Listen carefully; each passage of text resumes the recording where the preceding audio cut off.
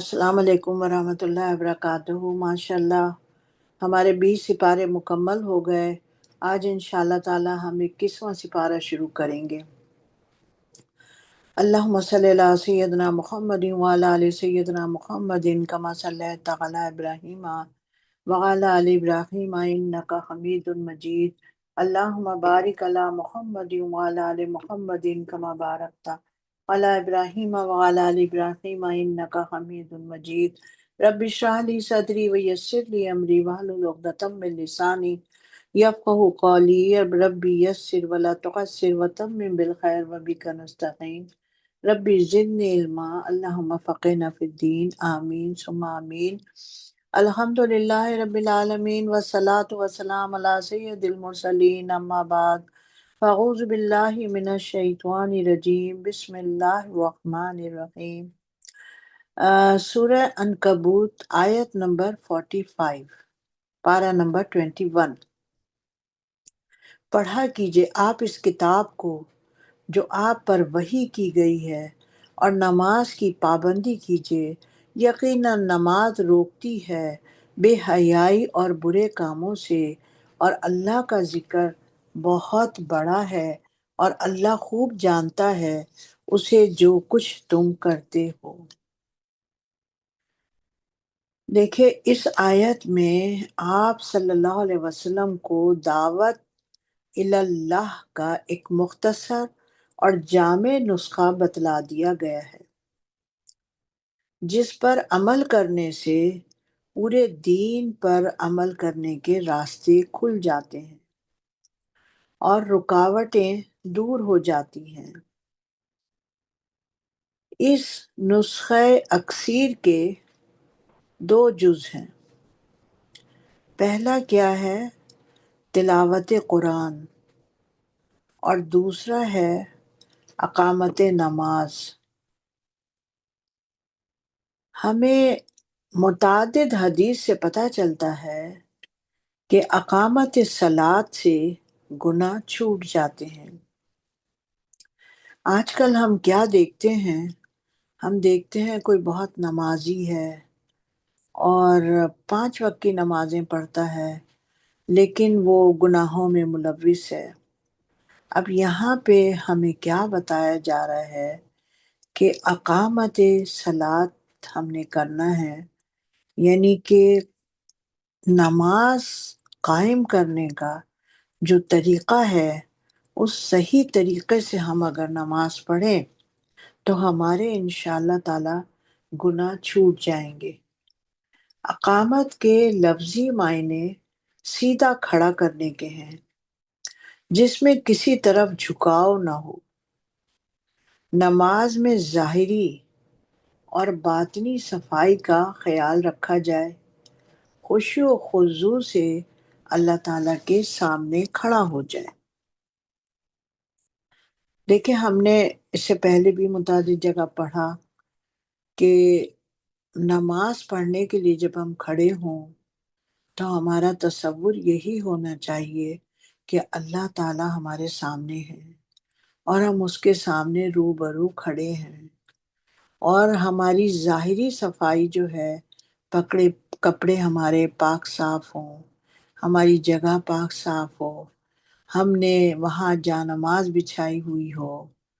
ہمارے ساتھ اکثر دیکھنے میں یہ آتا ہے نا کہ ایک عام جگہ جہاں عام گزر بسر ہوتا ہے، بے شک وہاں چپلیں نہیں لائی جاتی ہیں، تو ہم لوگ سوچتے ہیں کہ نہیں یہ جگہ تو پاک ہے، صاف ہے، یہاں تو کوئی چپل وغیرہ نہیں آتی ہے، ہم بغیر جانماز کے ہی پڑھ لیتے ہیں۔ لیکن جو اتنا بڑا بادشاہ ہے، جس کی اتنی بڑی بادشاہت ہے، جس کے اتنے بڑے انعامات ہیں، وہ جس وقت آتا ہے تو اس کے آگے کیا ہم نے مسند نہیں بچھانی ہے؟ کیا ہم نے جانماز نہیں بچھانی ہے؟ بے شک وہ جگہ صاف ہے، پاک ہے، لیکن اس کا اہتمام ہم نے کرنا ہے کہ یہاں پر اللہ تعالیٰ آ کے کھڑا ہوگا۔ اور دوسری یہ کہ جس وقت بندہ نماز پڑھنے کھڑا ہوتا ہے تو اللہ تعالیٰ کی رحمت برسائی جا رہی ہوتی ہے، رحمت کی بارش ہو رہی ہوتی ہے، اللہ کا ذکر ہو رہا ہوتا ہے، فرشتوں نے اسے ڈھانپا ہوا ہوتا ہے۔ تو ہم جب نماز پڑھیں تو جس طریقے سے ہم کسی بارش میں جا کے کھڑے ہو جاتے ہیں اور بالکل ساکن کھڑے ہو جاتے ہیں کہ بارش ہم پر خوب اچھی طرح پڑتی رہے، ہماری نظریں بھی نیچی ہوتی ہیں، ہمارا سر بھی تھوڑا سا جھکا ہوا ہوتا ہے اور ہم بارش انجوائے کر رہے ہوتے ہیں۔ تو جب یہ اللہ کی رحمت کی بارش ہو رہی ہوتی ہے تو ہمیں یہی خیال کرنا چاہیے کہ ہم بالکل سیدھے کھڑے ہوں، ہماری نظریں جھکی ہوئی ہیں۔ بعض لوگوں کو میں نے یہ بھی دیکھا ہے کہ نماز پڑھ رہے ہوتے ہیں تو ادھر ادھر دائیں بائیں بھی دیکھ رہے ہوتے ہیں، کبھی سامنے کبھی دائیں بائیں۔ یہ سب کچھ نہیں ہونا چاہیے، خوشی و خضوع سے اللہ تعالیٰ کے سامنے کھڑا ہونا چاہیے۔ جیسے کہ اقامت کے معنی میں نے آپ کو بتایا کہ سیدھا کھڑا کرنے کے ہیں۔ اور حضرت عبداللہ بن مسعود رضی اللہ تعالیٰ عنہ سے روایت ہے کہ آپ صلی اللہ علیہ وسلم نے فرمایا، یعنی اس شخص کی نماز ہی نہیں جس نے اپنی نماز کی اطاعت نہ کی، اور نماز کی اطاعت یہی ہے کہ فحش اور منکر کاموں سے باز آ جائے۔ اور حضرت عبداللہ ابن عباس رضی اللہ تعالیٰ نے تفسیر میں فرمایا ہے کہ جس شخص کی نماز نے اس کو اعمال صالحہ پر عمل اور منکرات سے پرہیز پر آمادہ نہ کیا تو ایسی نماز اس کو اللہ سے اور دور کر دیتی ہے۔ ہم جب قرآن پاک پڑھتے ہیں نا، دیکھو پورا ہی قرآن جو ماشاءاللہ ہم نے پڑھا ہے 20 سپارے، تو اللہ کا ڈر اور ہمارے دنیا کے کاموں آ، کا جو نقشہ ہمارے سامنے ہوتا ہے، اس کا خوف کہ ہم نے کس طریقے سے زندگی گزاری ہے اور گزار رہے ہیں۔ اللہ تعالیٰ اس قرآن پاک کی برکت سے ہم سب کے سینوں میں اتار دے، پڑھنے کی برکت سے ہم سب کے سینوں میں اتار دے اور ایسا ہمارے اندر نور پیدا کر دے کہ جب ہمیں کوئی دیکھے تو اس کو بھی خوف خدا ہو جائے اور اس کو بھی یہ یاد آئے کہ نہیں، ہمیں بھی قرآن پڑھنا چاہیے اور ہمیں بھی اس پر عمل کرنا چاہیے۔ آیت نمبر 46، اور اہل کتاب سے بحث نہ کیا کرو مگر اس طریقے سے جو بہتر ہو، مگر ہاں جو ان میں زیادتی کریں تو ان کے ساتھ ویسا ہی مجادلہ کرو، اور کہہ دو کہ جو بات ہم پر اتری اور جو کتابیں تم پر اتری ہم سب پر ایمان رکھتے ہیں، اور ہمارا اور تمہارا معبود ایک ہی ہے اور ہم سب اسی کے فرما بردار ہیں۔ دیکھیے قرآن پاک میں اللہ تعالیٰ نے کوئی بات ایسی نہیں کی ہے کہ ہماری طرف سے وہ سوال بھی بنایا ہے اور اس کا جواب بھی دیا ہے، سوال بھی بنایا ہے اور جواب بھی دیا ہے۔ ہر بات کو اللہ تعالیٰ نے کھلے، صاف اور واضح انداز میں ہمیں بیان کر دیا ہے۔ لیکن پھر قرآن پاک میں سورہ قمر میں اللہ تعالیٰ یہی کہتا ہے کوئی پڑھنے والا، ہے کوئی سمجھنے والا کہ ہم اس کو سمجھائیں، ہم اس کو بتائیں۔ جب قرآن پاک کو ہم اس نیت سے پڑھیں گے تو انشاءاللہ ہماری سمجھ میں خود بخود آنا شروع ہو جائے گا۔ آیت نمبر 47، اور اسی طرح ہم نے تمہاری طرف کتاب اتاری ہے تو جن لوگوں کو ہم نے کتاب دی ہے وہ اس پر ایمان لاتے ہیں، اور بعض مشرکین بھی ایمان لے آتے ہیں اور نہیں کرتے ہیں انکار ہماری آیت سے جو کافر ہیں۔ اور تم تو اس سے پہلے نہیں پڑھتے تھے کوئی کتاب اور نہ اس کو اپنے ہاتھ سے لکھ سکتے تھے، ایسا ہوتا تو پھر اہل باطل ضرور کچھ شبہ کرتے۔ اب یہ دیکھو پیارے نبی صلی اللہ علیہ وسلم کے متعلق یہ آیت آ گئی کہ حضور صلی اللہ علیہ وسلم پہلے تو نہیں پڑھتے تھے نہ لکھتے تھے، بلکہ یہ روشن آیات ہیں، ان کے سینوں میں محفوظ ہیں، جن کو علم دیا گیا ہے اور وہی انکار کرتے ہیں ہماری آیات سے جو ظالم ہیں۔ اور کافر کہا کرتے ہیں کہ اس پر نشانیاں کیوں نازل نہیں ہوئیں۔ اس کے رب کی طرف سے آپ فرما دیجئے کہ نشانیاں تو اللہ ہی کے پاس ہیں، اور میں تو صرف کھلم کھلا ڈرانے والا ہوں۔ کیا ان کے لیے یہ کافی نہیں ہے کہ ہم نے نازل کی ہے آپ پر کتاب جو ان کو سنائی جاتی ہے؟ کچھ شک نہیں اس میں مومنین کے لیے رحمت اور نصیحت ہے۔ آپ کہہ دیجئے کہ میرے اور تمہارے درمیان اللہ گواہ کافی ہے۔ وہ خوب جانتا ہے وہ تمام چیزیں جو آسمانوں میں ہیں اور جو زمین میں ہیں۔ جو لوگ باطل پر یقین رکھتے ہیں اور اللہ کے منکر ہیں تو یہی لوگ نقصان اٹھانے والے ہیں، اور یہ لوگ آپ سے عذاب کے لیے جلدی کرتے ہیں، اور اگر نہ ہو چکا ہوتا اس کا وقت مقرر تو ان پر عذاب آ بھی گیا ہوتا، اور ان پر اچانک آ کر رہے گا اور ان کو پتہ بھی نہ چلے گا۔ یہ لوگ آپ سے عذاب کے لیے جلدی کرتے ہیں، اور یقیناً دوزخ تو کافروں کو گھیر لینے والی ہے، جس دن عذاب ان کو ان کے اوپر سے اور نیچے سے گھیر لے گا، اور اللہ فرمائے گا اب ان کا مزہ چکھو کہ جو کام تم کرتے تھے۔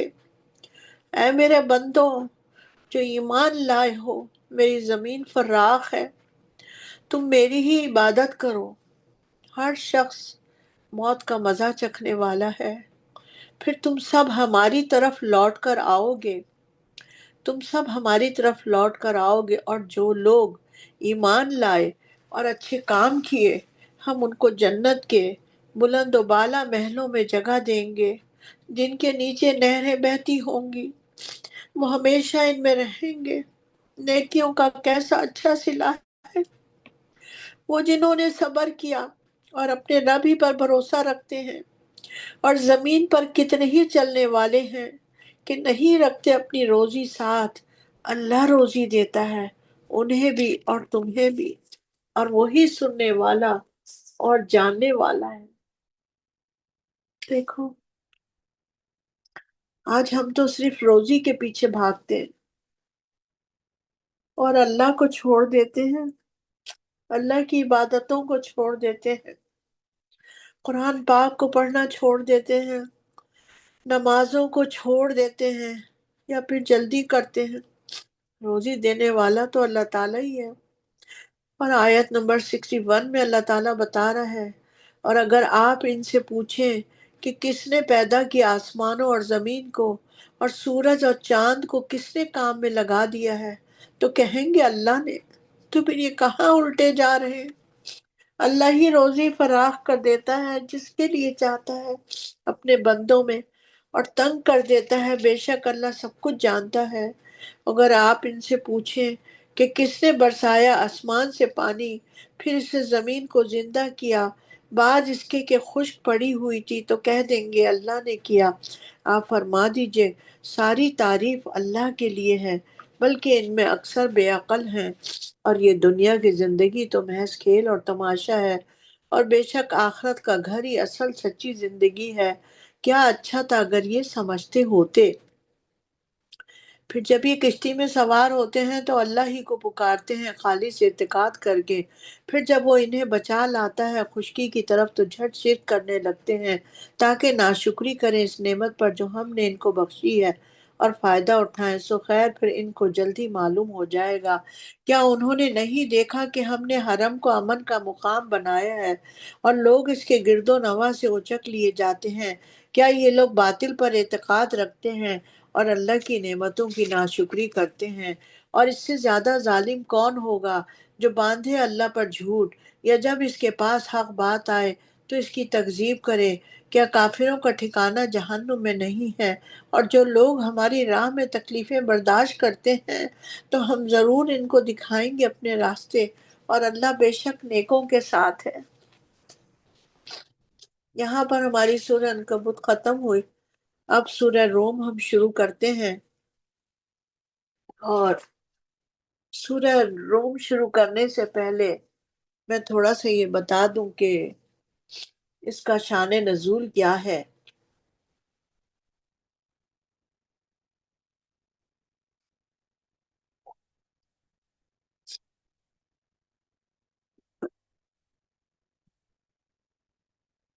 سورہ روم مکہ مکرمہ میں نازل ہوئی۔ سورہ روم ہجرت سے تقریباً 5 سال پہلے مکہ مکرمہ میں نازل ہوئی۔ اس صورت میں اللہ تعالیٰ کی وحدانیت اور رسول اللہ صلی اللہ علیہ وسلم کی شان رسالت، حشر و نشر، قیامت، آخرت، جزا و سزا، مشرکانہ اعمال کی مذمت، جنت و جہنم، اللہ کی قدرت کی نشانیاں، قرآن کریم کا نزول اور دنیا کی بدکار قوموں کے برے انجام کو کھول کھول کر بیان کیا گیا ہے۔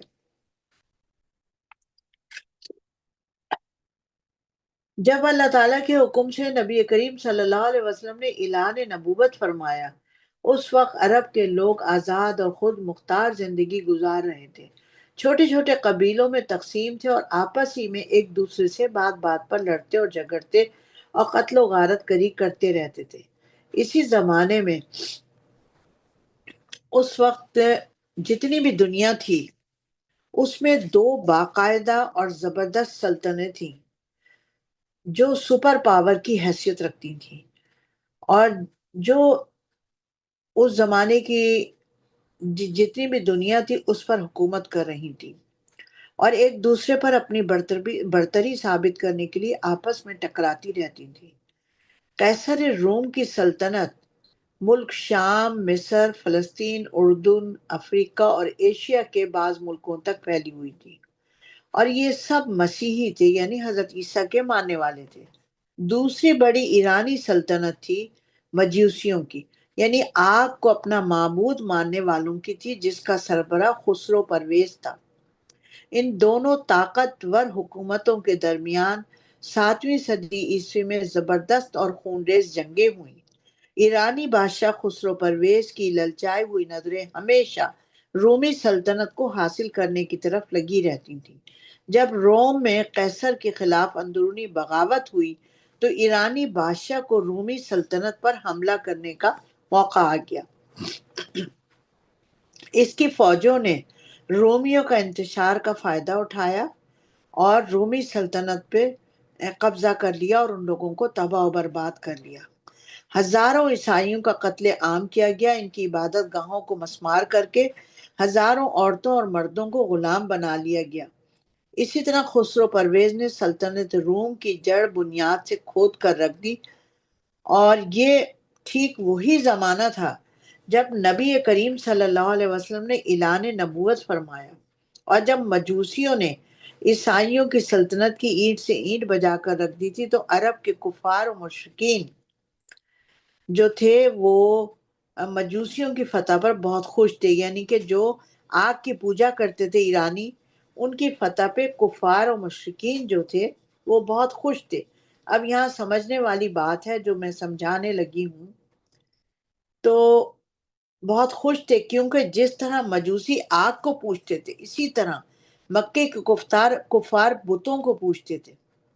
اس کے برخلاف اہل ایمان کو یہ بتایا گیا تھا کہ عیسائی اہل کتاب ہیں جو اگرچہ اصل تعلیم سے بہت دور جا چکے ہیں مگر اللہ کو اور وحی کو کسی حد تک مانتے تھے۔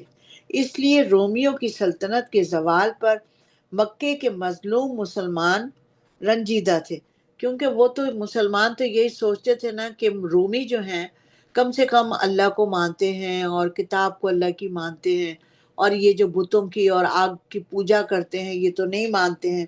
تو مسلمان تھوڑے رومیوں کے ساتھ تھے اور وہ رنجیدہ ہوئے۔ پھر کفار مکہ بھی کھل کر یہ کہنے لگے تھے کہ جس طرح آگ پرستوں نے عیسائیوں کو تباہ کر دیا، اسی طرح مکے کے لوگ بھی مسلمانوں کو اسی طرح تباہ و برباد کر کے ان کو اپنے علاقوں سے باہر کریں گے۔ ان تانوں سے نبی کریم صلی اللہ علیہ وسلم اور صحابہ اکرام کو بہت صدمہ پہنچتا تھا۔ اس موقع پر اللہ تعالیٰ نے سورہ روم کو نازل فرما کر تسلی دیتے ہوئے فرمایا کہ وہ ان حالات سے بالکل رنجیدہ اور پریشان نہ ہوں، کیونکہ حالات بہت جلد بدلنے والے ہیں، اور رومی جو شکست کھا چکے ہیں وہ چند برسوں میں پھر سے اٹھ کھڑے ہوں گے۔ اور اللہ تعالیٰ نے سورہ روم کی ابتدائی آیتوں میں جو کچھ فرمایا اور اس کا خلاصہ یہی ہے کہ بے شک آج رومی شکست کھا چکے ہیں، لیکن چند برسوں میں پھر سے مجوسیوں پر غالب آ جائیں گے، اور یہ دن اہل ایمان کے لیے بھی انتہائی خوشی کا دن ہوگا اور مسرت کا دن ہوگا۔ تو سورہ اب ہم انشاءاللہ تعالیٰ پڑھتے ہیں، اور جو جو ہم پڑھیں گے تو انشاءاللہ اللہ نے چاہا تو ہماری سمجھ میں بھی آتا رہے گا۔ بسم اللہ الرحمن الرحیم۔ الف لام میم۔ غلبت الروم، روم کے باشندے مغلوب ہو گئے نزدیک کے ملک میں، اور وہ مغلوب ہونے کے بعد ان قریب غالب آ جائیں گے۔ دیکھیے اللہ تعالیٰ کہہ رہا ہے کہ وہ ان قریب غالب آ جائیں گے، چند ہی سال میں۔ اللہ ہی کا حکم ہے، پہلے بھی اور پیچھے بھی، اور اس روز ایمان والے خوش ہوں گے۔ تو یہاں پر جو اللہ تعالیٰ نے بتایا غالب آ جائیں گے، ٹھیک 7 سال بعد ایرانیوں پر رومی جو تھے وہ غالب آ گئے، اور اتفاق سے انہی دنوں مسلمانوں کو جنگ بدر میں فتح ہوئی۔ جب مسلمانوں نے ہجرت کی اور جنگ بدر واقع ہوئی تو انہی دنوں مسلمانوں کو بھی جنگ بدر میں فتح ہوئی، اور ایرانی میں جو تھے وہ زیر ہوئے، اور رومی جو تھے وہ غالب آ گئے۔ یعنی اللہ کی مدد سے وہ جسے چاہتا ہے مدد دیتا ہے، اور وہ زبردست رحم والا ہے۔ اللہ اپنے وعدے کے خلاف نہیں کرتا، لیکن اکثر لوگ جانتے نہیں۔ وہ جانتے ہیں دنیا کی ظاہری زندگی کو اور آخرت سے غافل ہیں۔ کیا انہوں نے اپنے دلوں میں غور نہیں کیا کہ جو اللہ نے پیدا کیا ہے آسمانوں اور زمین کو، اور جو کچھ ان دونوں میں ہے، ان کو حکمت سے اور ایک وقت معینہ تک کے لیے، اور بے شک بہت سے لوگ ملاقات کا اپنے رب سے انکار کرتے ہیں۔ کیا ان لوگوں نے زمین میں پھر کر نہیں دیکھا کہ ان کا انجام کیا ہوا؟ جو لوگ ان سے پہلے تھے، اگرچہ وہ زور اور قوت میں ان سے کہیں زیادہ تھے، اور انہوں نے زمین کو جوتا اور اس کو آباد کیا زیادہ اس سے، اور ان کے پاس ان کے رسول لے کر آئے تھے نشانیاں، تو اللہ ایسا نہ تھا کہ ان پر ظلم کرتا، بلکہ وہ اپنے آپ پر ظلم کرتے تھے۔ پھر جو برے تھے ان کا انجام بھی برا ہوا، اس لیے کہ انہوں نے اللہ کی آیات کو جھٹلایا اور ان کا مذاق اڑاتے رہے۔ اللہ خلقت کو پہلی بار پیدا کرتا ہے، پھر وہی اس کو دوبارہ پیدا کرے گا، پھر تم اسی کی طرف لوٹائے جاؤ گے۔ اور جس روز قیامت برپا ہوگی، نا امید ہو جائیں گے گناہگار، اور ان کے شریکوں میں سے کوئی نہ ہوگا ان کا سفارش کرنے والا، اور وہ اپنے شریکوں سے منکر ہو جائیں گے۔ اور جس روز قیامت برپا ہوگی، اس روز وہ الگ الگ ہو جائیں گے۔ پس جو ایمان لائے اور اچھے کام کرتے رہے، سو وہ جنت کے باغ میں خوشحال ہوں گے، اور جو کفر کرتے رہے اور جھٹلاتے رہے ہماری آیات اور آخرت کے پیش آنے کو، پس وہ عذاب میں گرفتار ہوں گے۔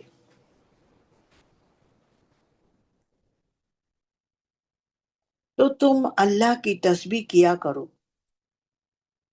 شام کے وقت اور صبح کے وقت، اور اسی کی تعریف کی جاتی ہے آسمانوں اور زمین میں، اور پچھلے وقت اور جب دوپہر ہو، اور وہ زندہ کو مردہ سے نکالتا ہے، اور نکالتا ہے مردہ کو زندہ سے، اور زندہ کرتا ہے زمین کو بعد اس کے مرنے کے، اور اسی طرح تم بھی زندہ کیے جاؤ گے۔ دیکھیے میں نے آیت نمبر 17، 18 اور 19 کا ترجمہ پڑھا۔ یہاں پر حضرت عباس رضی اللہ تعالی عنہ سے روایت ہے کہ آپ صلی اللہ علیہ وسلم نے فرمایا کہ جس شخص نے صبح کو یہ کلمات پڑھ لیے تو دن بھر میں اس کے عمل میں جو کوتاہی ہوگی وہ ان کلمات کی برکت سے پوری کر دی جائے گی۔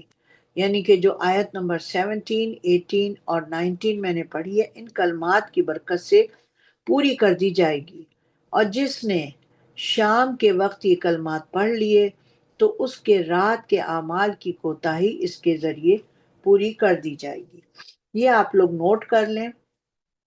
آیت نمبر 17 جو یہاں سے شروع ہو رہی ہے، فَسُبْحَانَ اللَّهِ حِینَ تُمْسُونَ وَحِینَ تُصْبِحُونَ، اور آیت نمبر 19 ہے، وَلَهُ الْحَمْدُ فِی السَّمَاوَاتِ وَالْأَرْضِ وَعَشِیًّا وَحِینَ تُظْہِرُونَ۔ یخرج الحی من المیت و یخرج المیت من الحی ویحیی الارض بعد موتها وکذالک تخرجون۔ یہ 17، 18 اور 19 کے متعلق اللہ تعالیٰ حضور اکرم صلی اللہ علیہ وسلم نے فرمایا ہے کہ صبح اور شام کو یہ کلمات رات کو پڑھ لینے چاہیے تاکہ ہمارے اعمال میں جو کوتاہی ہوئی ہو اللہ تعالیٰ وہ اس کے ذریعے پوری کر دے۔ تو اللہ تعالیٰ ہمیں روزانہ صبح شام یہ تینوں آیتیں پڑھنے کی توفیق عطا فرمائے۔ آیت نمبر 20۔ اور اسی کے نشانات اور تصرفات میں سے ہے کہ اس نے تمہیں مٹی سے پیدا کیا، پھر تم انسان ہو کر جا بجا پھیل رہے ہو، اور اسی کے نشانات میں سے ہے کہ اس نے تمہارے لیے پیدا کی تمہاری جنس سے عورتیں تاکہ ان کی طرف مائل ہو کر آرام حاصل کرو، اور تم میں پیدا کی باہمی محبت اور رحمت، بے شک اس میں نشانیاں ہیں غور کرنے والوں کے لیے۔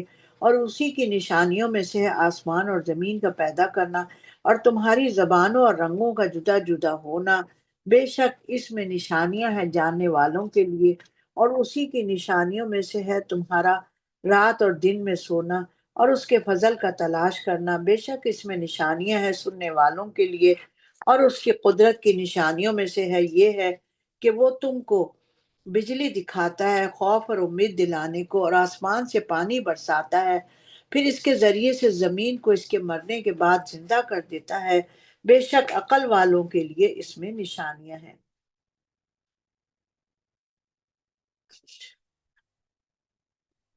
آیت نمبر 25۔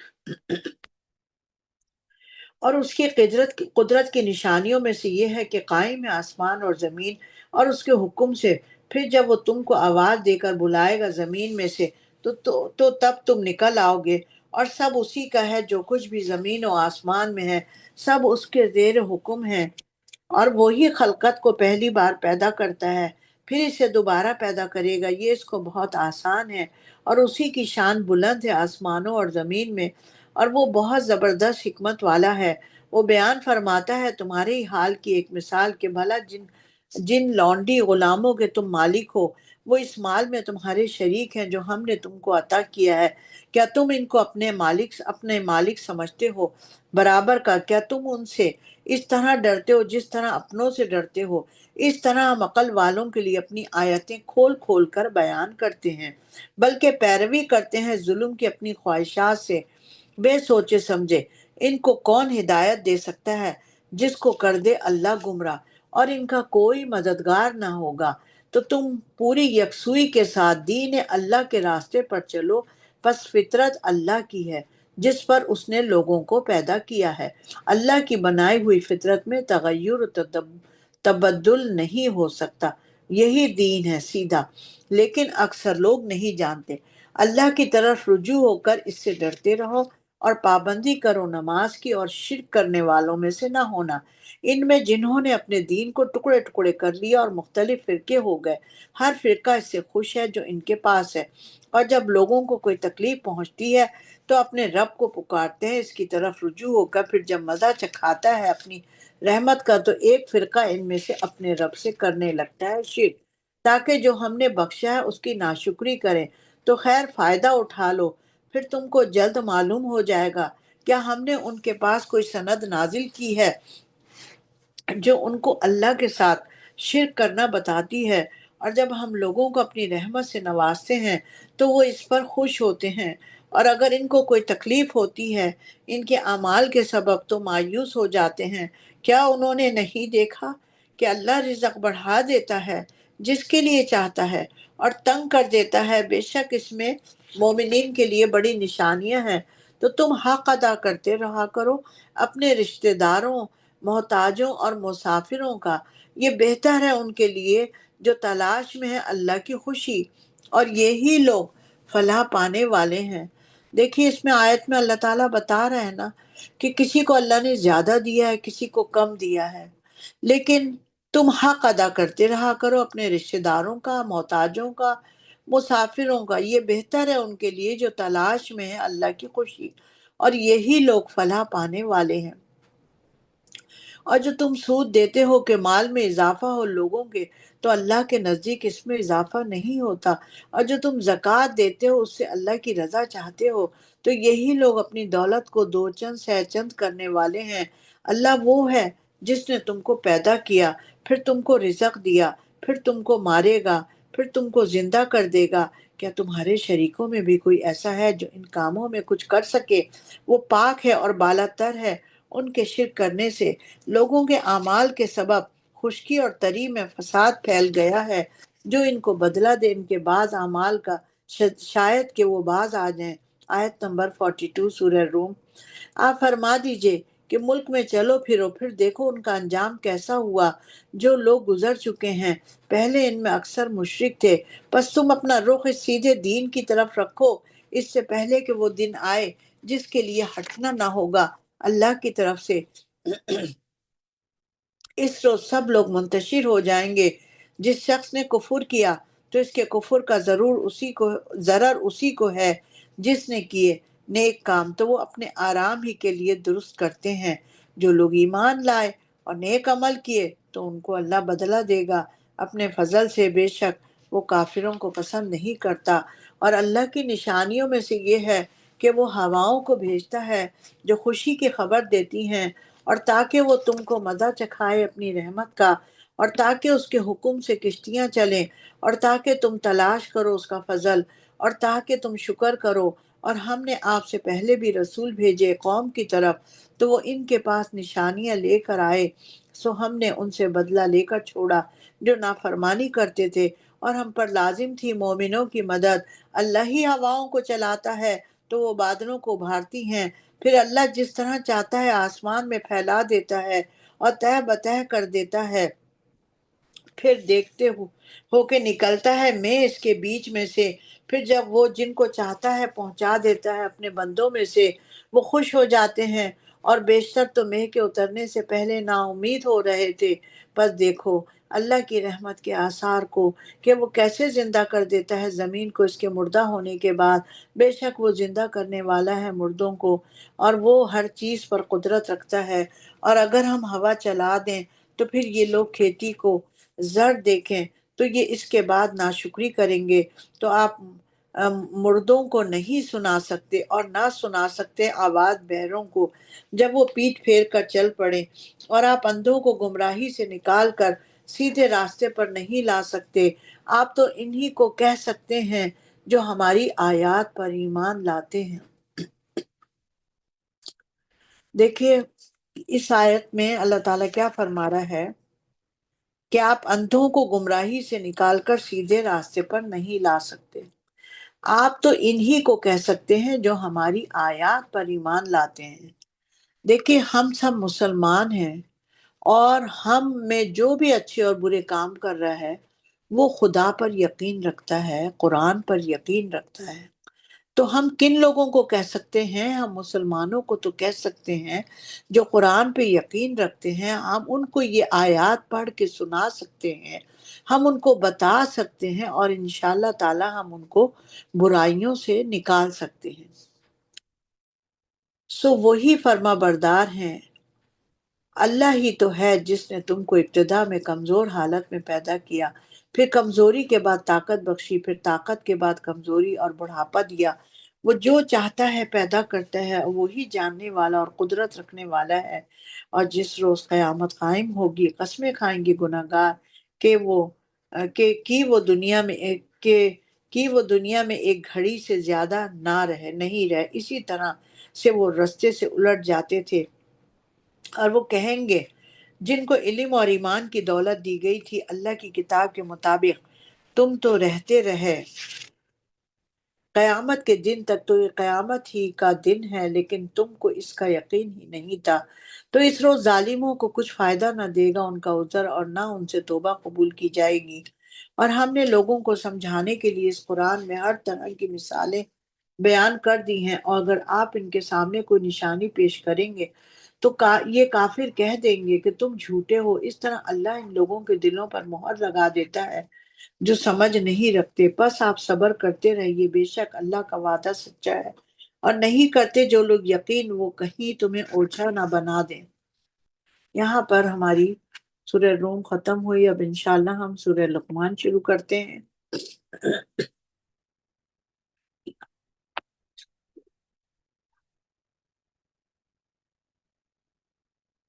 سورہ لقمان قیام مکہ مکرمہ کے اس دور میں نازل ہوئی جب کفار عرب نبی کریم صلی اللہ علیہ وسلم کی تبلیغ دین کے راستے میں شدید رکاوٹیں پیدا کر رہے تھے. نبی کریم صلی اللہ علیہ وسلم اور صحابہ اکرام پر ظلم و زیادتی شروع کر دی گئی تھی. اس میں صرف دو آیتیں مدینہ منورہ میں نازل ہوئی، باقی ساری آیات مکہ مکرمہ میں نازل ہوئی.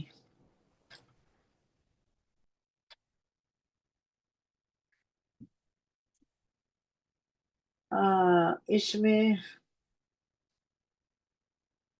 حضرت لقمان کو عرب میں ایک نہایت عقل مند اور صاحب بصیرت شخص مانا جاتا تھا. انہوں نے اپنے بیٹے کو اور دنیا کے ہر بیٹے کو ایسی بنیادی نصیحتیں کی ہیں جن پر عمل کرنے سے دین اور دنیا کی ہر فلاح اور کامیابی وابستہ ہے. اسی مناسبت سے سورت کا نام سورہ لقمان رکھا گیا ہے. علماء مفسرین نے فرمایا ہے کہ حضرت لقمان حضرت ابراہیم علیہ السلام سے بہت پہلے آئے، جو اپنی عقل و فہم اور بصیرت کی وجہ سے خاص مقام رکھتے تھے. بعض مفسرین نے فرمایا ہے یہ قوم عاد ثانیہ کے البی نسل ایک بادشاہ تھے اور انہوں نے حضرت ہود علیہ السلام کا زمانہ پایا ہے اور حضرت ہود علیہ السلام پر ایمان لائے تھے. بعض مفسرین نے فرمایا ہے کہ حضرت لقمان حبشہ کے رہنے والے شیعہ فام ایک آزاد کردہ غلام تھے. حضرت لقمان کے متعلق مفسرین کی یہ الگ الگ بیانات ہیں. حضرت لقمان سے اللہ تعالیٰ نے فرمایا ہے کہ وہ اللہ تعالیٰ کی نعمتوں کا شکر ادا کریں، کیونکہ اللہ کی نعمتوں کا شکر ادا کرنا سب سے بڑی سعادت ہے اور کفر و شرک سے بچنا بڑی نیکی ہے. اور دوسری نصیحت یہ فرمائی کہ ماں باپ کا ادب و احترام ہر حال میں ان کا خیال رکھنا بہت ضروری ہے. تیسری نصیحت یہ فرمائی کہ انسان کا اس بات پر یقین ہونا چاہیے کہ انسان جو کچھ بھی کرتا ہے اللہ اس سے پوری طرح واقف ہے. اور پانچویں نصیحت یہ فرمائی کہ میرے بیٹے تم خود بھی نیکیوں پر ثابت قدم رہو اور ہر طرح کی برائیوں اور گناہوں سے اپنے دامن کو بچائے رکھو اور دوسروں کو بھی نیکیوں پر لانے اور گناہ بھری زندگی سے بچانے کی کوشش اور جد و جہد کرتے رہو. اور اگر اس راہ حق و صداقت میں تکلیفیں آئیں تو ان کا ہمت و جرات اور بھرپور حوصلے کے ساتھ مقابلہ کرو. اور چھٹی نصیحت یہ فرمائی کہ لوگوں سے غرور و تکبر سے پیش مت آنا. اور ساتویں نصیحت یہ فرمائی کہ اپنی چال میں اعتدال قائم رکھنا، اکڑ کر چلنا اور غرور و تکبر کا انداز اختیار کرنا اللہ کو پسند نہیں ہے. آٹھویں نصیحت یہ فرمائی کہ جب کسی سے بات کی جائے تو اس میں سنجیدگی، متانت اور سلیقے کا خیال رکھا جائے. گفتگو کو نہ بہت زیادہ بلند کرو اور جاہلوں جیسا انداز اختیار کرنا بھی اللہ تعالیٰ کو پسند نہیں ہے.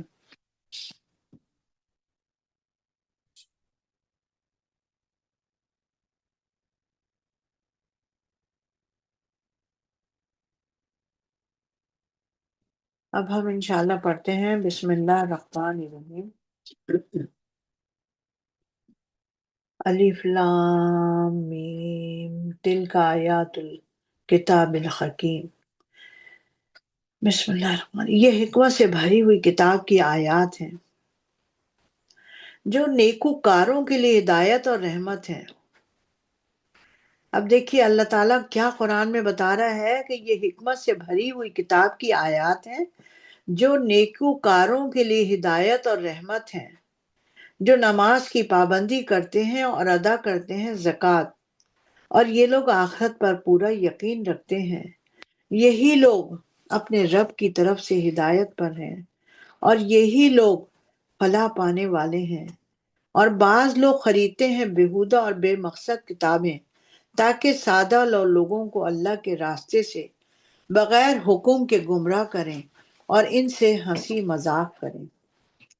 دیکھیے پورے جزرت یہ جو آیت بتائی گئی ہے کہ لوگوں سے کتابیں خریدتے ہیں بیہودہ، پورے جزیرت العرب میں نظر ابن حارث وہ پہلا شخص تھا جس نے ایران کے بادشاہوں اور رستم و سہراب کے قصوں کہانیوں سے عرب والوں کو آشنا کیا، اور دین اسلام سے نفرت پیدا کرنے کے لیے اس نے نہ صرف قصے کہانیوں کو رواج دیا، بلکہ ناچنے گانے والی ایک لونڈی کو خرید کر اس سے ناچ گانے کو رواج دیا۔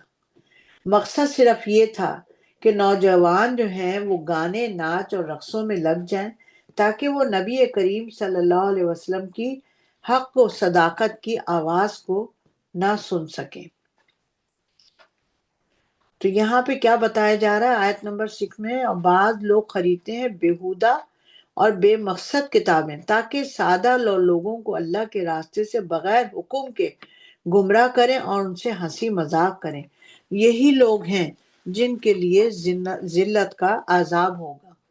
یہاں پر ایک حدیث کے بارے میں بھی لکھا ہے، ابو مالک اشعری رضی اللہ تعالیٰ عنہ سے روایت ہے کہ رسول اللہ صلی اللہ علیہ وسلم نے فرمایا کہ میری امت کے کچھ لوگ شراب کو اس کا نام بدل کر پیئیں گے، ان کے سامنے معازف اور مزامیر کے ساتھ عورتوں کا گانا ہوگا، اور اللہ تعالیٰ ان کو زمین میں خسف کر دے گا اور بعض کی صورتیں مسخ کر کے بندر اور سور بنا دے گا۔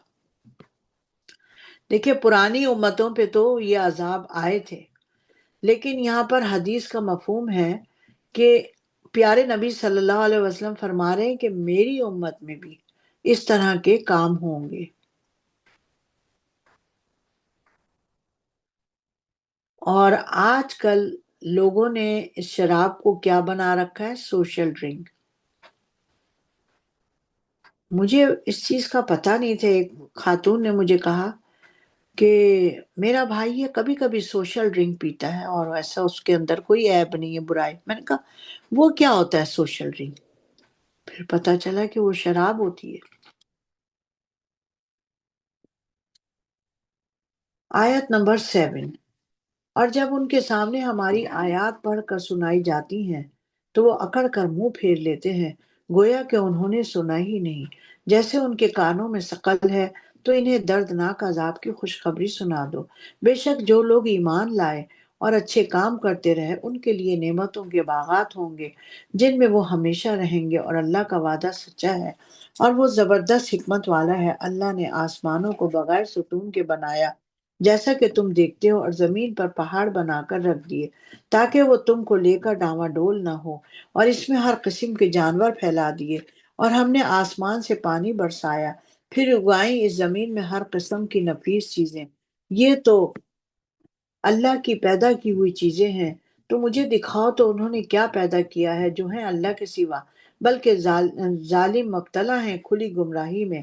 اور ہم نے لقمان کو حکمت عطا کی کہ اللہ کا شکر ادا کرتے رہو، اور جو شکر کرے گا تو اپنے ہی فائدے کے لیے کرے گا، اور جو ناشکری کرے گا تو اللہ بے نیاز خوبیوں والا ہے۔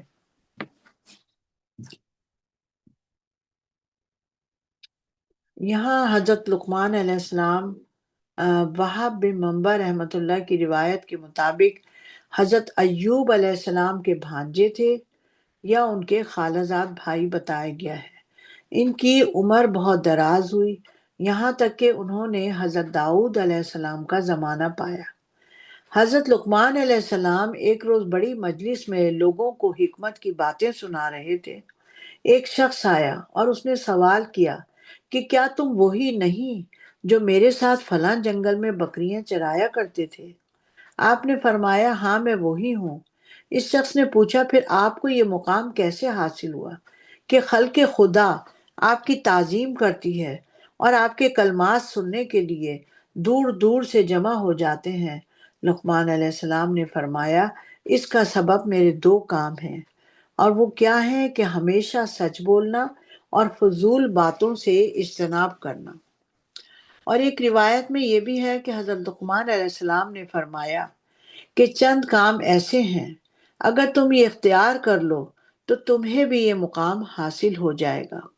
اور وہ کام کیا ہے؟ اپنی نگاہ کو پست رکھنا، زبان کو بند رکھنا، حلال روزی پر قناعت کرنا، اپنی شرمگاہ کی حفاظت کرنا، بات میں سچائی پر قائم رہنا، عہد کو پورا کرنا، مسلمان کا اکرام کرنا، پڑوسی کی حفاظت کرنا، اور فضول کام اور کلام کو چھوڑ دینا۔ تو یہ بھی کچھ کام بتائے گئے ہیں۔ آیت نمبر 13، اور جب لقمان نے اپنے بیٹیوں کو نصیحت کرتے ہوئے کہا، بیٹا اللہ کے ساتھ کبھی شرک نہ کرنا، بے شک شرک بہت بڑا ظلم ہے، اور ہم نے انسان کو اپنے ماں باپ کے ساتھ حسن سلوک کرنے کے لیے تاکید کی ہے۔ اس کی ماں نے تکلیف اٹھا کر اس کو پیٹ میں رکھا، پھر اس کو دودھ پلاتی رہی 2 برس تک، اور حق مان میرا اور اپنے ماں باپ کا، اور آخر میرے ہی پاس آنا ہے۔ اور اگر وہ تجھے مجبور کریں کہ تو میرے ساتھ کسی کو شریک کرے جس کا تجھ کو کوئی علم نہ ہو، تو ان کا حکم نہ ماننا، اور دنیا کے کاموں میں ضرور ان کے ساتھ دینا، اور جو میری طرف رجوع کرے پھر تم کو میری ہی طرف لوٹنا ہے، تو میں بتاؤں گا کہ تم کیا کرتے تھے۔ اے میرے بیٹے، اگر کوئی عمل رائی دانے کے برابر ہو، اور ہو بھی کسی پتھر کے اندر، یا آسمانوں میں مخفی ہو، یا زمین میں ہو، تو اللہ اس کو بھی لے آئے گا۔ بلا شبہ اللہ تو بڑا باریک بین اور خبردار ہے۔ اے میرے بیٹے، نماز پابندی سے ادا کرتے رہنا، اور اچھی باتوں کا حکم کرتے رہنا، اور بری باتوں سے منع کرتے رہنا، اور اس مصیبت پر صبر کرتے رہنا جو تجھے پہنچے۔ بلا شبہ یہ بڑی ہمت کے کام ہے، اور لوگوں کے سامنے مارے غرور کے اپنے گال نہ پھلانا اور نہ چلنا زمین پر اکڑ کر۔ بے شک اللہ پسند نہیں کرتا کسی متکبر فخر کرنے والوں کو۔ اور اپنی چال میں میانہ روی اختیار کر، اور پس کر اپنی آواز کو، بے شک آوازوں میں سب سے بری آواز گدھوں کی ہے۔ یہاں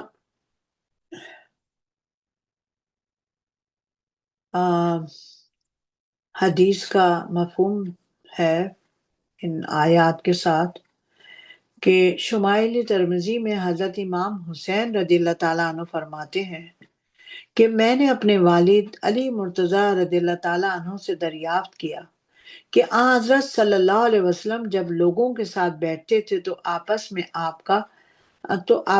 آپ کا کیا طرز ہوتا تھا، مطلب کس طریقے سے بیٹھتے تھے، کیا طرز عمل ہوتا تھا۔ تو انہوں نے فرمایا کہ رسول اللہ صلی اللہ علیہ وسلم ہمیشہ خوش و خرم معلوم ہوتے تھے۔ آپ صلی اللہ علیہ وسلم کے اخلاق میں نرمی اور برتاؤ میں سہولت مندی تھی، اور آپ صلی اللہ علیہ وسلم کی طبیعت سخت نہ تھی، بات بھی درست نہ تھی، یعنی کہ سخت نہیں تھی بات بھی۔ اور آپ صلی اللہ علیہ وسلم نہ شور مچانے والے تھے، نہ فحش گو تھے، نہ کسی پر عیب لگاتے تھے، اور نہ ہی بخل کرتے تھے، کنجوسی نہیں کرتے تھے۔ جو چیز دل کو نہ بھاتی اس کی جانب سے غفلت برتتے تھے، مگر دوسرے کو اس کی طرف سے نا امید بھی نہ کرتے تھے، اور جو چیز اپنی مرغوب نہ ہو دوسروں کے حق میں اس کی کاٹ نہ کرتے تھے، بلکہ خاموشی اختیار فرماتے تھے۔ 3 چیزیں آپ صلی اللہ علیہ وسلم نے بالکل چھوڑ رکھی تھیں: جھگڑا کرنا، تکبر کرنا، اور جو چیز کام کی نہ ہو اس میں مشغول ہونا، یعنی کہ بلا وجہ کے کاموں میں مشغول نہیں ہوتے تھے۔ آیت نمبر 20، کیا تم نے نہیں دیکھا کہ اللہ نے تمہارے کام میں لگا دیا جو کچھ آسمانوں اور جو کچھ زمین میں ہے، اور پوری کر دی ہیں تم پر اپنی ظاہری اور باطنی نعمتیں۔ اور بعض لوگ اللہ کے بارے میں بحث کرتے ہیں بغیر واقفیت کے اور بغیر کسی روشن کتاب کے، اور جب ان سے کہا جاتا ہے کہ تم میری پیروی کرو اس کتاب کی جو اللہ نے نازل کی ہے، تو کہتے ہیں ہم تو اسی کی پیروی کریں گے جس پر ہم نے اپنے باپ دادا کو پایا ہے۔ کیا اگرچہ شیطان ان کے بڑوں کو بلاتا رہا ہو طرف دوزخ کے عذاب کے، اور جو شخص اپنے آپ کو اللہ کے حوالے کرے وہ مخلص بھی ہو، تو اس نے مضبوط رسی کو تھام لیا، اور سب کاموں کا انجام اللہ ہی کی طرف ہے۔ اور جو کفر کرے تو آپ کو اس کا کفر غمناک نہ کر دے، ہماری طرف ان کو لوٹ کر آنا ہے، پھر جو کام وہ کیا کرتے تھے ہم ان کو جتا دیں گے۔ بلا شبہ اللہ تو دلوں کی باتیں خوب جانتا ہے۔ ہم ان کو تھوڑا سا فائدہ پہنچائیں گے، پھر بے بس کر کے لے جائیں گے عذاب شدید کی طرف۔ اور اگر آپ ان سے پوچھیں کہ کس نے پیدا کیا آسمانوں اور زمین کو، تو کہہ دیں گے کہ اللہ نے۔ آپ کہہ دیجئے کہ تمام تعریفیں ہیں اللہ ہی کے لیے، بلکہ ان میں اکثر نہیں جانتے۔ اللہ ہی کا ہے وہ سب کچھ جو آسمانوں اور زمین میں ہے، بلا شبہ اللہ بے نیاز خوبیوں والا ہے۔ اور اگر ایسا ہو کہ زمین کے تمام درخت قلم ہوں اور سمندر سیاہی ہوں، اس کے بعد 7 سمندر سیاہی اور بن جائیں، تو بھی اللہ کی باتیں ختم نہ ہوں۔ بلا شبہ اللہ زبردست حکمت والا ہے۔ اللہ کو تو تم سب کا پیدا کرنا اور قیامت کے دن اٹھانا ایسا ہی ہے جیسا کہ پیدا کرنا ایک شخص کا۔ بے شک اللہ سننے والا اور دیکھنے والا ہے۔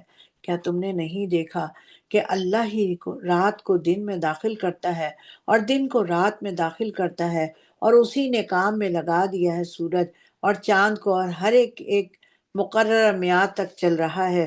اور یہ کہ اللہ تمہارے اعمال سے بخوبی واقف ہے، یہ اس لیے کہ اللہ برحق ہے، اور جن کو یہ اللہ کے سوا پکارتے ہیں وہ سب باطل ہیں، اور یہ کہ اللہ ہی بلند اور بڑائی والا ہے۔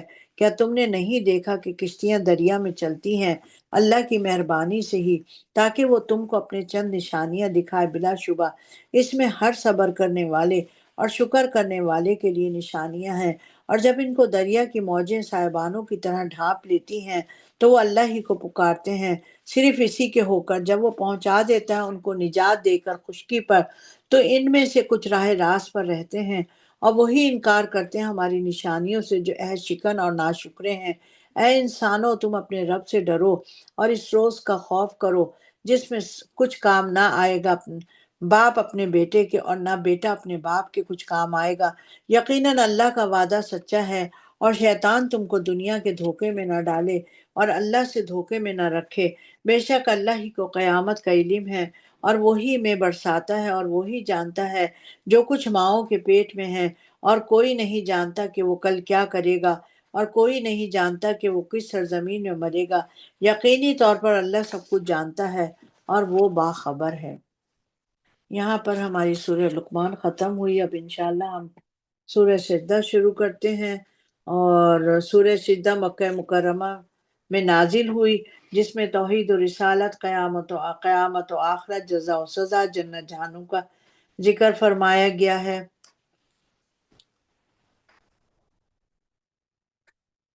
اور اس میں نزول قرآن کا بنیادی مقصد بتاتے ہوئے ارشاد فرمایا کہ عرب کے لوگ جو صدیوں سے کبھی بھی نبیوں کی آمد سے محروم تھے، ان کے لیے اللہ نے اپنی رحمت بنا کر حضرت محمد صلی اللہ علیہ وسلم کو ان کی ہدایت اور رہنمائی کے لیے بھیجا، اور یہ قرآن اللہ نے حضرت جبرائیل علیہ السلام کے واسطے سے نبی کریم صلی اللہ علیہ وسلم پر نازل کیا ہے۔ لہٰذا کفار و مشرکین کا یہ کہنا کہ اس کو رسول اللہ صلی اللہ علیہ وسلم نے خود گھڑ کر اللہ کی طرف سے منسوب کر دیا ہے، فضول اور بیہودہ بات ہے۔ چلیں اب ہم پڑھتے ہیں۔ اعوذ باللہ من الشیطان الرجیم، بسم اللہ الرحمن الرحیم۔ الف لام میم، تنزیل الکتاب لا ریب فیہ من رب العالمین۔ اس کتاب کا نزول کیا جانا جس میں نہیں کوئی شک و شبہ پروردگار عالم کی طرف سے ہے۔ کیا یہ لوگ کہتے ہیں کہ رسول نے اس کو از خود بنا لیا ہے؟ یہ غلط ہے، بلکہ وہ برحق ہے آپ کے رب کی طرف سے، تاکہ آپ اس قوم کو ہدایت کریں جن کے پاس نہیں آیا آپ سے پہلے کوئی ڈرانے والا، شاید یہ لوگ سیدھی راہ پر آ جائیں۔ اللہ ہی تو ہے جس نے آسمانوں اور زمین کو پیدا کیا، اور جو چیزیں ان دونوں میں ہیں، ان سب کو 6 دن میں، پھر قائم ہو گئے عرش پر۔ اس کے سوا تمہارا نہ کوئی دوست ہے اور نہ کوئی سفارش کرنے والا۔ کیا تم نصیحت نہیں پکڑتے؟ اللہ ہی آسمان سے زمین تک ہر کام کا انتظام کرتا ہے، پھر وہ عمل اس کے پاس پہنچ جاتا ہے ایک ایسے دن میں جس کی مقدار تمہارے شمار سے 1000 سال ہوگی۔ وہی ہے پوشیدہ اور ظاہر چیزوں کا جاننے والا ہے، زبردست رحم کرنے والا ہے، جس نے ہر چیز کو اچھی طرح بنایا اور شروع کیا انسان کی پیدائش کو مٹی سے، پھر اس کی نسل کو خلاصے سے پیدا کیا، یعنی کہ حقیر پانی سے، پھر اس کو درست کیا اور اس میں اپنی روح پھونکی، اور تمہارے کان، آنکھیں اور دل بنائے۔ تم بہت کم شکر کرتے ہو۔ اور یہ کہتے ہیں کہ جب ہم زمین میں ملیا میٹ ہو جائیں گے تو کیا ہم از سر نو پیدا ہوں گے؟ بلکہ یہ لوگ اپنے رب کے سامنے جانے کے قائل ہی نہیں۔ آپ فرما دیجئے موت کا فرشتہ تمہاری روح قبض کر لیتا ہے جو مقرر کیا گیا ہے تم پر، پھر تم اپنے رب کی طرف لوٹائے جاؤ گے۔ اگر آپ اس وقت دیکھیں جب گناہگار سر جھکائے ہوئے ہوں گے اپنے رب کے سامنے اور کہہ رہے ہوں گے کہ ہمارے رب، ہم نے دیکھ لیا اور سن لیا، تو ہم کو واپس دنیا میں بھیج دے کہ ہم نیک عمل کریں، بلا شبہ ہم کو پورا یقین حاصل ہو گیا، اور اگر ہم چاہتے تو ہر شخص کو ہدایت دے دیتے، لیکن میری طرف سے یہ بات قرار پا چکی ہے کہ میں دوزخ کو جنوں اور انسانوں سے بھر دوں گا۔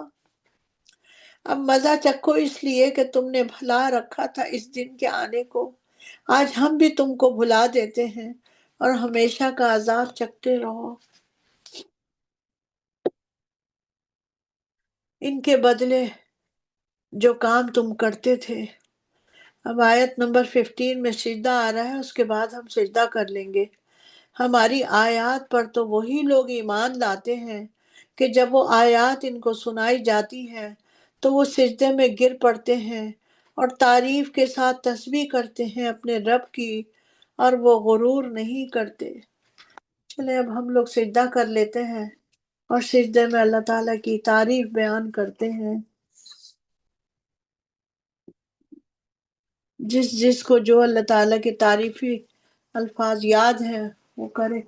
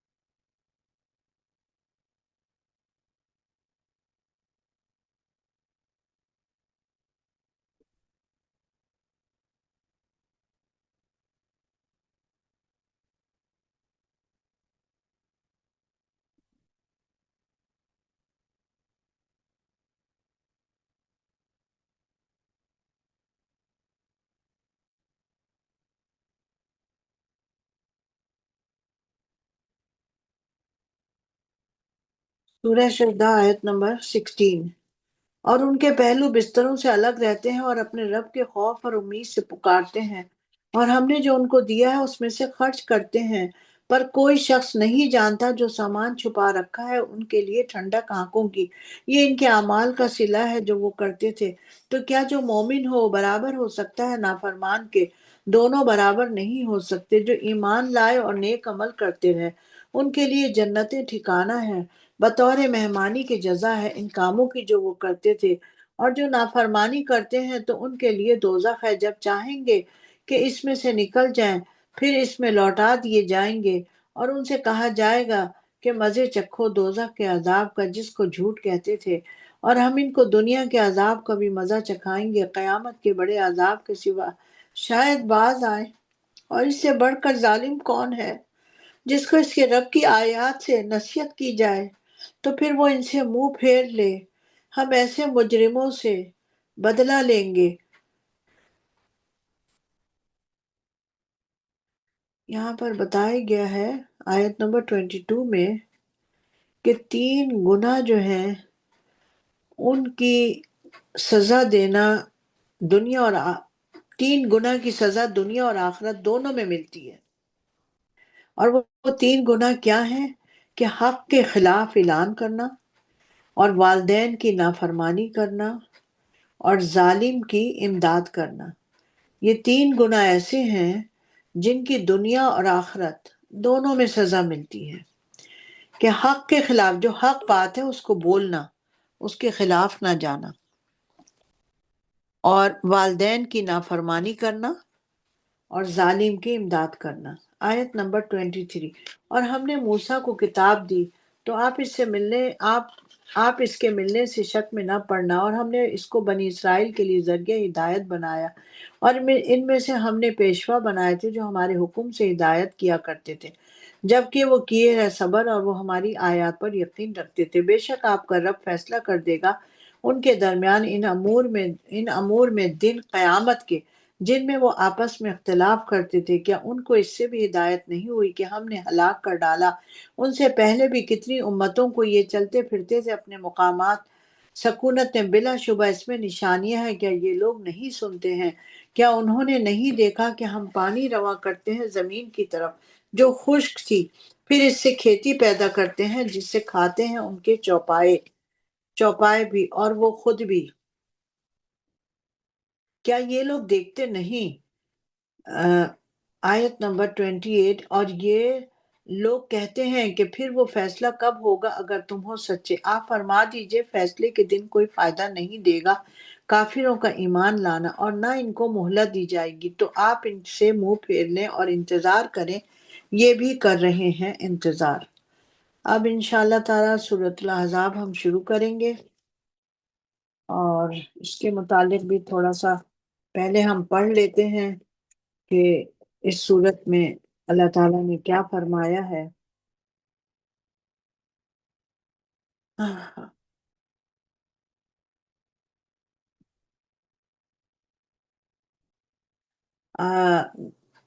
سورۃ الاحزاب مدینہ منورہ میں نازل ہوئی، اور تاریخ یہ بتاتی ہے کہ مسلمان حکمرانوں نے ظلم و زیادتی کے لیے کسی قوم اور ملک پر جنگ کو مسلط نہیں کیا، اور کبھی ضرورت ہوئی تو اپنی جنگی اور اخلاقی طاقت سے دنیا والوں کے دلوں کو فتح کیا۔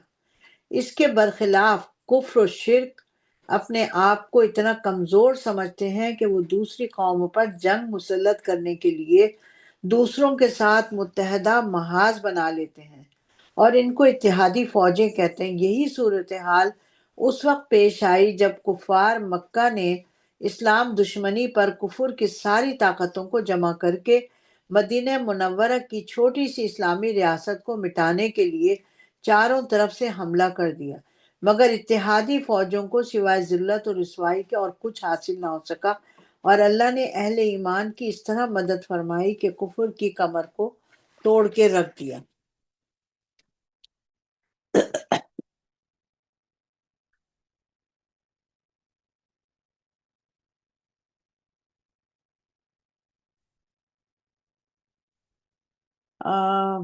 اس کی ڈیٹیل تو بہت لمبی ہے، لیکن میں تھوڑا سا آپ لوگوں کو بتانا چاہوں گی تاکہ اندازہ ہو جائے۔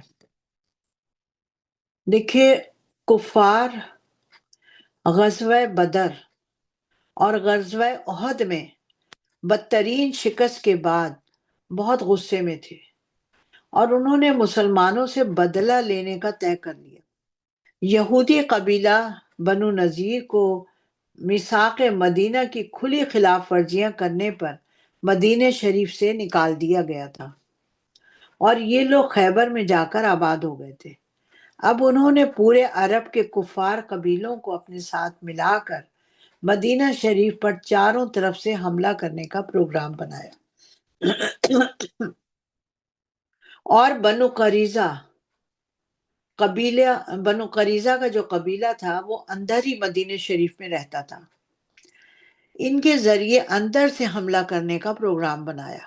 بنو نذیر کو تو نکال دیا گیا تھا نا، ہم نے پہلے قرآن میں پڑھا تھا کہ یہ دونوں قبیلے جو تھے مدینہ شریف میں اندر رہتے تھے، تو بنو نذیر کو تو خلاف ورزیاں کرنے پہ نکال دیا گیا، لیکن بنو قریظہ جو تھا وہ مدینہ شریف کے اندر ہی رہتا تھا۔ تو اس کے ذریعے انہوں نے سوچا کہ اندر سے ہم حملہ کریں گے بنو قریظہ کے قبیلے کے ذریعے، اور باقی سب باہر سے کریں گے۔ لیکن الحمدللہ آپ صلی اللہ علیہ وسلم کے جاسوسوں نے آپ صلی اللہ علیہ وسلم کو سب خبر دے دی۔ پھر آپ صلی اللہ علیہ وسلم نے اپنے اصحابہ اکرام کے ساتھ مشورہ کیا، تو حضرت سلمان فارسی رضی اللہ تعالیٰ نے عرض کیا کہ ہمارے ہاں جنگ میں ایک طریقہ ہے کہ شہر کے چاروں طرف خندقیں کھود لیتے ہیں، جب حضور صلی اللہ علیہ وسلم نے ان کا مقابلہ کرنے کے لیے جنگ کا اعلان کیا تو اس وقت آپ صلی اللہ علیہ وسلم کے ساتھ 3,000 جانثار اس جنگ میں شامل ہوئے، اور انہوں نے بتایا کہ شہر کے چاروں طرف خندقیں کھود لیتے ہیں تاکہ دشمن ایک دم حملہ نہ کر سکے۔ آپ صلی اللہ علیہ وسلم کو یہ مشورہ پسند آیا، اور دشمنوں نے جب خندقیں دیکھی تو حیران رہ گئے، اور خندقوں کے چاروں طرف انہوں نے پڑاؤ ڈال دیا۔ جیسے ہی کوئی خندق پار کرنے کی کوشش کرتا، اس پر تیروں کی بارش کر دی جاتی تھی۔ کفار نے یہ سوچا تھا کہ ہم 2 دن میں ہی مدینہ فتح کر لیں گے۔ ان کی یہ سازش ناکام ہونے پر صفوں میں زبردست پھوٹ پڑ گئی۔ دوسری طرف اللہ تعالیٰ نے یہ مدد کی کہ سمندر کی طرف سے زبردست ٹھنڈی ہوائیں چلنا شروع ہو گئی۔ سردی کڑک بجلی سے دشمنوں کے خیمے اکھڑ گئے، اور وہ راتوں رات میدان چھوڑ کر بھاگ گئے۔ غزوہ احزاب کے بعد جب مسلمان تھکے ماندے مدینہ شریف پہنچے تو جبرائیل علیہ السلام نے بتایا کہ ابھی ہتھیار نہ کھولے جائیں، کیونکہ بنو قریظہ جو اندر رہتے تھے ان کے مسئلے سے بھی نمٹنا ہوگا۔ بنو قریظہ قلعے میں بند ہو گئے۔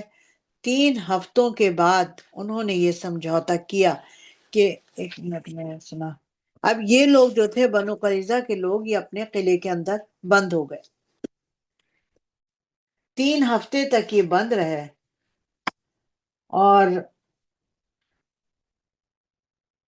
پھر انہوں نے ایک یہ فیصلہ کیا کہ حضرت سعد رضی اللہ تعالیٰ جو ہیں وہ ہمارے حق میں جو فیصلہ کریں گے تو ہم اس کو مان لیں گے۔ چنانچہ آپ نے فیصلہ کیا، حضرت سعد رضی اللہ تعالیٰ عنہ نے تمام حالات کا جائزہ لے کر یہ فیصلہ کیا کہ بنو قریظہ کے تمام مرد قتل کر دیے جائیں، اور ان کی عورتوں اور بچوں کو غلام بنا لیا جائے، اور ان کی تمام جائیدادیں وغیرہ مسلمانوں میں تقسیم کر دی جائے۔ اسی فیصلے پر اس وقت عمل ہوا، اور اس طرح اللہ تعالیٰ نے کفار مکہ اور تمام عرب قبائل اور سازشی یہودیوں کو تہس نہس کر کے رکھ دیا، اور جزیرۃ العرب سے ان کا زور ہمیشہ کے لیے توڑ دیا گیا۔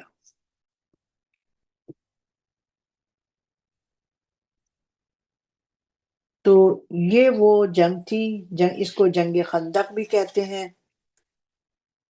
بسم اللہ الرحمن الرحیم۔ اے نبی صلی اللہ علیہ وسلم، اللہ سے ڈرتے رہیے اور کہا نہ مانیے کافروں اور منافقوں کا، بلا شبہ اللہ جاننے والا اور حکمت والا ہے، اور آپ پیروی کیجئے جو وحی کی جاتی ہے آپ کے رب کی طرف سے۔ بلا شبہ اللہ تمہارے ساتھ تو اللہ بلا شبہ اللہ تمہارے سارے اعمال سے خوب واقف ہے، اور آپ اللہ پر بھروسہ رکھیے، اور اللہ کافی کارساز ہے۔ اللہ نے 2 دل نہیں بنائے کسی آدمی کے پہلو میں، اور نہ تمہاری بیویوں کو جن کو تم ماں کہہ بیٹھتے ہو تمہاری ماں بنایا، اور نہ بنایا تمہارے لے پالکوں کو تمہارے بیٹے۔ یہ سب باتیں ہیں تمہارے منہ کی، اور اللہ حقیقت بات کہتا ہے اور وہی سیدھا راستہ دکھاتا ہے۔ دیکھیے، چونکہ مسلمان مدینہ شریف میں رہ رہے تھے اس وقت، جو وہاں کے عرب لوگ تھے ان میں بہت سی جہالت کی باتیں بھی تھیں، تو سورہ احزاب میں ان سب باتوں کو بھی تنبیہ کی گئی ہے۔ جو جہالت کی باتیں تھیں ان کو منع کرنے کے لیے فرمایا گیا ہے۔ یہ آیت نمبر 4 جو میں نے پڑھی ہے تو اس کے متعلق ہے کہ پہلی بات یہ ہے کہ جاہلیت کے زمانے میں عرب لوگ ایسے شخص کو جو زیادہ ذہین ہو یہ کہا کرتے تھے کہ اس کے سینے میں 2 دل ہیں۔ تو یہاں اللہ تعالیٰ کیا کہہ رہا ہے کہ کسی کے سینے میں 2 دل نہیں بنائے۔ دوسری یہ کہ ان میں ازواج کے متعلق ایک یہ رسم تھی کہ جس شخص نے اپنی بیوی کو ماں کی پیٹھ یا کسی عضو سے تشبیہ دی اور کہہ دیا کہ میرے لیے تو یہ ایسی ہے جیسی ماں کی پیٹھ، تو اس کو ان کے معاشرے میں زہار کہا جاتا ہے، اور جس نے اپنی بیوی سے زہار کر لیا وہ ہمیشہ کے لیے اس پر حرام ہو گئی۔ اور تیسری یہ کہ ان میں ایک رسم یہ بھی تھی کہ ایک آدمی کسی دوسرے کے بیٹے کو اپنا منہ بولا بیٹا بنا لیتا تھا، اور جو اس طرح بیٹا بناتا وہ اس کا بیٹا مشہور ہو جاتا تھا، اور اس کا یہ بیٹا اصلی بیٹے کی طرح مانا جاتا تھا، اور وہ میراث میں بھی شریک ہوتا تھا۔ تو صحیح مسلم بخاری کی حدیث ہے کہ حضرت ابن عمر رضی اللہ تعالیٰ نے فرمایا کہ اس آیت کے نازل ہونے سے پہلے ہم زید بن حارثہ کو زید بن محمد صلی اللہ علیہ وسلم کہا کرتے تھے، اس آیت کے بعد ہم نے یہ عادت چھوڑ دی۔ آیت نمبر 5، تم لے پالکوں کو ان کے اصلی باپوں کے نام سے پکارا کرو، یہ اللہ کے نزدیک بہتر ہے۔ اگر تم ان کے باپوں کو نہیں جانتے تو وہ تمہارے بھائی ہیں دین میں اور دوست، اور اس میں تم پر نہیں ہے کوئی گناہ جو تم سے بھول چوک ہو جائے، اور لیکن جو تم دل کا ارادے سے کرو اس پر مواخذہ ہے اللہ کا۔ اللہ بڑا بخشنے والا اور رحم کرنے والا ہے۔ رسول مومنوں پر ان کی جانوں سے بھی زیادہ حق رکھتے ہیں، اور آپ صلی اللہ علیہ وسلم کی بیویاں ان کی مائیں ہیں، اور رشتہ دار آپس میں یعنی زیادہ حقدار ہیں اللہ کی کتاب کی روح سے۔ مسلمانوں اور مہاجروں سے اگر تم کرنا چاہو اپنے دوستوں پر احسان، یہ حکم کتاب میں لکھ دیا گیا ہے۔ یہاں پر دیکھیے آیت نمبر 6 میں جو بتایا گیا ہے، النبی اولا بالمومنین، یعنی کوئی مومن ایسا نہیں، آپ صلی اللہ علیہ وسلم نے یہ فرمایا اس آیت کے متعلق، یعنی کوئی مومن ایسا نہیں جس کے لیے میں دنیا اور آخرت میں سارے انسانوں سے زیادہ اعلیٰ اور اقرب نہ ہوں، اولا اور اقرب نہ ہوں۔ اگر تمہارا دل چاہے تو اس کی تصدیق کے لیے قرآن کی یہ آیت پڑھ لو، اور حدیث شریف میں ارشاد ہے، یعنی تم میں سے کوئی اس وقت تک مومن نہیں ہو سکتا جب تک اس کے دل میں میری محبت اپنے باپ اور بیٹے اور سب انسانوں سے زیادہ نہ ہو۔ النبی اولی بالمؤمنین من انفسہم، رسول مومنوں پر ان کی جانوں سے بھی زیادہ حق رکھتے ہیں، اور آپ صلی اللہ علیہ وسلم کی بیویاں ان کی مائیں ہیں، اور رشتہ دار آپس میں یعنی زیادہ حقدار ہیں اللہ کی کتاب کی روح سے۔ مسلمانوں اور مہاجروں سے اگر تم کرنا چاہو اپنے دوستوں پر احسان، یہ حکم کتاب میں لکھ دیا گیا ہے۔ آیت نمبر 7، اور جب ہم نے رسولوں سے عہد لیا اور آپ صلی اللہ علیہ وسلم سے اور نوح سے اور ابراہیم علیہ السلام اور موسیٰ علیہ السلام اور مریم کے بیٹے عیسیٰ علیہ السلام سے، اور ہم نے ان سے لیا ہے پختہ عہد، تاکہ دریافت کرے سچے سے ان کی سچائی کے بارے میں، اور کافروں کے لیے دکھ دینے والا عذاب تیار کر رکھا ہے۔ اے مومنوں، اللہ کی اس مہربانی کو یاد کرو جو اس نے تم پر اس وقت کی جب فوجیں تم پر حملہ کرنے کو آئیں، تو ہم نے بھیجی ان پر ہوا اور ایسے لشکر نازل کیے جن کو تم دیکھ نہیں سکتے تھے، اور جو کام تم کرتے تھے اللہ ان کو دیکھ رہا تھا۔ جب وہ تم پر چڑھ آئے اوپر سے اور آئے نیچے کی طرف سے، اور جب آنکھیں پھر گئیں اور دل مارے دہشت کے گلوں تک پہنچ گئے، اور تم گمان کرنے لگے اللہ کی نسبت طرح طرح کے، وہاں مومنوں کی آزمائش کی گئی اور خوب سختی سے جھنجھوڑے گئے۔ اور جب کہنے لگے منافق اور وہ لوگ جن کے دلوں میں بیماری تھی کہ اللہ نے وعدہ کیا تھا اور اس کے رسول نے ہم سے محض دھوکے کا، تو یہ دیکھیے اس میں جو اس کا شان نزول جو ہے اس آیت کا، وہ یہ بتایا گیا ہے خندق کی جنگ کا، سورۃ الحزاب، جو احزاب کی جنگ کا، جب آپ صلی اللہ آپ اب جن کے دل اس جب منافق اور وہ لوگ جن کے دلوں میں بیماری تھی کہ اللہ نے وعدہ کیا تھا اور اس کے رسول نے ہم سے محض دھوکے کا، یہاں پر اس آیت کا شان نزول یہ ہے کہ جب آپ صلی اللہ علیہ وسلم نے خندق کی کھدائی کے دوران چٹان کو ریزہ ریزہ کر دیا، اور اس کے بعد یہ بشارت دی کہ فارس، روم، یمن اور حبشہ کے ممالک مسلمانوں کے ہاتھوں فتح ہوں گے، تو جب کافروں نے حملہ کیا تو ان کے لشکر دیکھ کر موتب بن قشیر یہ کہنے لگا کہ آپ صلی اللہ علیہ وسلم تو ہمیں فارس اور روم کی فتح کا وعدہ دیتے ہیں، اور حال یہ ہے کہ ہم میں سے کسی کی مجال نہیں کہ اپنے ڈیرے سے باہر نکل کر مقابلہ کرے، یہ نرا دھوکہ ہے۔ اس کی مذمت میں یہ آیات نازل ہوئی کہ حضور صلی اللہ علیہ وسلم تو بشارت دے دی تھی، لیکن جو منافق لوگ تھے وہ یہ دیکھ کر کہتے ہیں کہ لو یہ تو اتنا بڑا لشکر ہے، اس کا مسلمان کیسے مقابلہ کریں گے؟ لیکن اللہ کی مدد کیسی آئی کہ سمندر کی طرف سے ہوائیں چلنی شروع ہو گئیں اور وہ لوگ بھاگ گئے، بھگدڑ مچ گئی، تو مسلمانوں کو فتح ہوئی۔ آیت نمبر 13، اور جب ان میں سے ایک جماعت کہتی تھی کہ اے یثرب والوں، یہاں نہیں تمہارے ٹھہرنے کی کوئی جگہ، تم گھروں کو واپس چلو، اور ان میں سے ایک گروہ وہ رسول سے اجازت مانگ رہا تھا کہ یہ کہہ کر کہ ہمارے گھر کھلے پڑے ہیں، حالانکہ وہ کھلے نہیں تھے، وہ تو صرف بھاگنا چاہتے تھے۔ اگر ان پر فوجیں مدینے کے اطراف سے حملہ آور ہوتی، پھر ان سے کفر کا مطالبہ کرتی تو بہت تکفف کے بعد ان کی خواہش پوری کر دیتے، حالانکہ وہ پہلے اللہ سے اقرار کر چکے تھے کہ پیٹھ نہ پھیریں گے، اور اللہ سے جو اقرار کیا جاتا ہے اس کی ضرور پرسش ہوگی۔ آپ کہہ دیجئے اگر تم بھاگتے ہو کہ تم کو بھاگنا ہے موت سے یا قتل سے، اور اس وقت کوئی فائدہ نہیں دے سکتا، تم بہت ہی کم فائدہ اٹھاؤ گے۔ اور آپ کہہ دیں کہ کون تم کو اللہ سے بچا سکتا ہے اگر تمہارے ساتھ کوئی برائی کا ارادہ کرے، یا اگر تم پر مہربانی کرنی چاہے تو کون اس کو ہٹا سکتا ہے؟ اور یہ لوگ اللہ کے سوا کسی کو نہ پائیں گے دوست اور نہ مددگار۔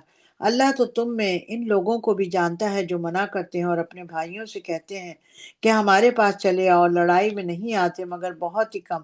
تمہارے بارے میں وہ بخل کرتے ہیں، پھر جب ڈر کا وقت آئے تو تم ان کو دیکھو کہ تمہاری طرف دیکھ رہے ہیں، ان کی آنکھیں پھر رہی ہیں جیسے کسی کو موت سے غشی طاری ہو جاتی ہے۔ پھر جب خوف جاتا رہے تو تیز زبانوں سے تمہارے بارے میں زبان درازی کریں، مال پر حرص لیے ہوئے۔ یہ لوگ دراصل ایمان ہی نہیں لائے، تو اللہ نے ان کے اعمال برباد کر دیے، اور یہ اللہ کے لیے آسان ہے۔ یہ خیال کرتے ہیں کہ فوجیں نہیں گئیں اور لشکر آ جائیں تو تمنا کریں کہ گواروں میں جا کر رہیں، اور پوچھا کریں کہ تمہاری خبر، اور اگر وہ تمہارے درمیان ہو تو لڑائی نہ کریں مگر بہت کم۔ بے شک تمہارے لیے اللہ کے رسول کی پیروی میں بہترین نمونہ عمل موجود ہے، اس شخص کے لیے جو اللہ پر اور عقیدہ رکھتا ہے اور آخرت کے دن پر، اور کثرت سے اللہ کو یاد کرتا رہتا ہے۔ اور جب مومنین نے کافروں کا لشکر دیکھا تو کہنے لگے یہ وہی ہے جو وعدہ اللہ نے اور اس کے رسول نے ہم سے کیا تھا، اور سچ کہا تھا اللہ نے اور اس کے رسول نے، اور اس سے اضافہ ہوا ان کے ایمان اور اطاعت میں۔ ایمان والوں میں کچھ لوگ ایسے ہیں جنہوں نے سچ کر کے دکھا دیا، بعض نے جو اللہ سے وعدہ کیا تھا ان میں وہ ہیں جو اپنے نذرانے سے فارغ ہو گئے، اور بعض انتظار کر رہے ہیں ذرا بھی نہیں بدلے، تاکہ اللہ سچوں کو ان کی سچائی کا بدلہ عطا فرمائے اور منافقوں کو عذاب دے اگر چاہے، یا توبہ کی توفیق دے۔ بلا شبہ اللہ ہی بخشنے والا اور رحم کرنے والا ہے۔ اور کافروں کو اللہ نے پھیر دیا جو غصے سے بھرے ہوئے تھے، وہ کوئی بھلائی حاصل نہ کر سکے، اور مومنین کے لیے اللہ کافی تھا جنگ میں، اور اللہ بڑی طاقت والا اور بڑا زبردست ہے۔ اور جنہوں نے ان کی مدد کی تھی اہل کتاب میں سے، ان کو ان کے قلعوں سے اتار دیا اور پیدا کر دی ان کے دلوں میں دہشت۔ بعض کو تم قتل کر ڈالتے تھے اور بعض کو قید کر لیتے تھے، اور ان کی زمین کا تم کو وارث بنا دیا، اور ان کے گھروں اور ان کے مال کا اور زمینوں کا جس میں تم نے پاؤں بھی نہیں رکھا تھا، اور اللہ ہر چیز پر پوری قدرت رکھتا ہے۔ یہ دیکھیے آیت نمبر 26 میں نے پڑھی ہے اور آیت نمبر 27 پڑھی ہے۔ اللہ تعالیٰ پوری قدرت رکھتا ہے، قدرت پہ۔ حضرت عائشہ صدیقہ رضی اللہ تعالیٰ عنہ فرماتی ہیں کہ بنو قریظہ حضرت سعد رضی اللہ تعالیٰ کو منصف بنائے جانے پر قلعے سے نیچے اتر آئے، چونکہ یہ مدینہ شریف میں بند ہو گئے تھے، مدینہ شریف کے اندر رہتے تھے۔ جب حضرت سعد رضی اللہ تعالیٰ عنہ کو منصف بنایا گیا تو یہ قلعے سے نیچے اتر آئے، کیونکہ فریقین نے دونوں نے مل کے یہ فیصلہ کیا تھا کہ جو حضرت سعد رضی اللہ تعالیٰ عنہ فرمائیں گے ان کے فیصلے کو تسلیم کر لیا جائے گا۔ تو حضرت سعد رضی اللہ تعالیٰ نے فرمایا کہ ان کا یہ میں فیصلہ کرتا ہوں کہ ان کے جو مرد لڑنے کے قابل ہیں انہیں قتل کر دیا جائے، اور ان کی عورتیں اور بچوں کو لونڈی غلام بنا لیا جائے، اور ان کے مال کو مسلمانوں میں تقسیم کر دیا جائے۔ اے نبی صلی اللہ علیہ وسلم، آپ اپنی بیویوں سے کہہ دیجئے کہ اگر تم دنیا کی زندگی اور اس کی زینت و آرائش چاہتی ہو تو آؤ میں تم کو کچھ مال دوں اور رخصت کر دوں اچھی طرح، اور اگر تم اللہ اور اس کے رسول صلی اللہ علیہ وسلم اور آخرت کا گھر یعنی جنت چاہتی ہو تو تم میں جو نیک ہوں گے ان کے لیے اللہ نے بہت بڑا بدلہ تیار کر رکھا ہے۔ اے نبی کی بیویوں، تم میں سے جو سری ناشائستہ حرکت کرے گی اس کو دیا جائے گا زیادہ عذاب دگنا، یہ بات ہے اللہ کو آسان۔ دیکھیے یہاں پر حدیث کا مفہوم میں آپ کو سناتی ہوں ان آیات کے بارے میں، 28، 29، 30 کے بارے میں۔ حضرت جابر رضی اللہ تعالیٰ عنہ سے روایت ہے کہ ازواج مطہرات نے جمع ہو کر آپ صلی اللہ علیہ وسلم سے مطالبہ کیا کہ ان کا نان نفقہ بڑھا دیا جائے۔ غزوہ احزاب کے بعد بنو نذیر پھر بنو قریظہ کی فتوحات اور اموال غنیمت کی تقسیم سے عام مسلمانوں میں خوشحالی پیدا ہو گئی تھی۔ تو پیارے نبی صلی اللہ علیہ وسلم کی جو ازواج مطہرات تھی انہوں نے کہا کہ ہمارا بھی نام نفقہ جو ہے تھوڑا سا بڑھا دیا جائے۔ ازواج مطہرات کو خیال ہوا کہ اس حصے میں سے آپ صلی اللہ علیہ وسلم نے بھی اپنا کچھ حصہ رکھا ہوگا، اس لیے انہوں نے عرض کیا یا رسول اللہ صلی اللہ علیہ وسلم، کسرا و قیصر کی بیویاں طرح طرح کے زیورات اور قیمتی لباسوں میں ملبوس ہیں اور ان کی خدمت کے لیے کنیزیں ہیں، اور ہمارا حال آپ فقر و فاقہ کا دیکھتے ہیں، اس لیے کچھ توسیع سے کام لیا جائے۔ تو جب انہوں نے یہ مطالبہ کیا تو اللہ تعالیٰ نے قرآن پاک میں یہ آیتیں اتاری، جو میں دوبارہ 28، 29، 30 پڑھتی ہوں۔